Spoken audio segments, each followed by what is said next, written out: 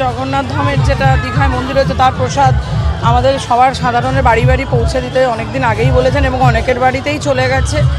এবং দেখুন আজকের দিনে রাজনীতি না, মানুষের কাছে প্রসাদ পৌঁছে দেওয়া, জগন্নাথের প্রসাদ, মহাপ্রসাদ, সেটাই আমাদের লক্ষ্য। যারা রাজনীতি করার তারা করবে, আমরা মানুষের কাজ করার জন্য আছি। দিদির নির্দেশ, মমতা বন্দ্যোপাধ্যায়ের নির্দেশ, আমরা কাজ করব মামাটি মানুষের জন্য।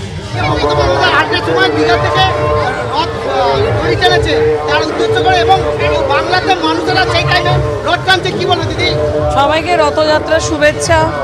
আর দিদি আমাদের মাননীয় মুখ্যমন্ত্রী দীঘায় রথ টানছেন, পুরীতেও ওখানে রথ টানা হচ্ছে। আজকে আমাদের এখানে আলিপুরে উৎকল শ্রমিক সংঘ তারাও রথ বের করেছেন এবং আমিও এই রথযাত্রা সবার সঙ্গে দড়ি টানছি। জগন্নাথ দেবের কৃপা সবার ওপর থাক, সবাইকে ভালো রাখুক প্রভু। আজকে তিনি মন্দিরের থেকে বাইরে এসেছেন ভক্তগণের সঙ্গে দেখা করতে।